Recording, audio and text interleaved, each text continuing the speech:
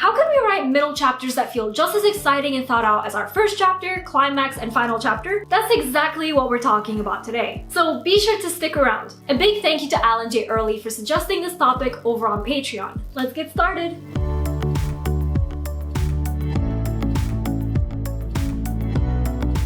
Hey guys, Nour here, and welcome back to my channel. For those visiting for the first time, hello, I'm the fantasy author of the novel Divinity Falling. Be sure to subscribe for weekly writing advice videos. Writing those middle chapters can be a struggle for a lot of writers. And if you're also in this boat, don't worry. This is something the best of us struggle with. Whether you're outlining or just diving into your story, I know it can be tough coming up with ideas for your middle chapters. A lot of times, we get so excited by the prospect of starting a new work in progress that we think a lot about the main characters and the conflict and visualize how the story will end. The problem here is that we end up ignoring those middle chapters. And this is a normal thing. But what can we do to come up with awesome ideas for those middle chapters so that our entire story is great and not just the beginning or the ending? Well, I'm here to tell you my favorite method for solving the middle chapter problem. Whenever I find myself in this situation, I think to myself, how can I make my character's life worse? Or even, how can I make my character immersed in action? You have to remember that readers read because they want to see things happen. They want to feel a rush of emotions, sort of like a roller coaster ride. When you get on a roller coaster, it starts going up, which is the inciting incident of your book. Then there's a point where the ride plummets and sends your heart crashing. This is the point in your story where you must figure out how you can make your characters have a heart-racing experience. This can be your second chapter or your fourth, but usually it takes place after your inciting incident takes place. I'm going to use an example from Divinity Falling. The inciting incident is that my main character Addie sees her brother get kidnapped. This brings about one of the main conflicts, which is Addie needing to rescue her brother. But from here, I can't just have her sit on her butt all day. So I brought the heart-racing experience to her in the form of her being face-to-face with demons. There are also times where she causes the story's action. What I mean is that I don't always have demons chasing her. Sometimes she chases things. She doesn't always do the right thing, but she is constantly doing something. So when it comes to your middle chapters, remember that they're all about action and getting your character closer to the climax. They can't just go from the inciting incident to the final battle scene with the big bad. They must run away from the big bad. Maybe sometimes hunt down the big bad. Stumble across little bad minions. Have personal character moments like romantic scenes or friendship scenes, and they must create a plan. From the moment you thrust your character into the main conflict, they are going to be thinking about a way to fix things. For that reason, it's important to put yourself in your character's shoes. Consider what you would do if what's happening to them happened to you.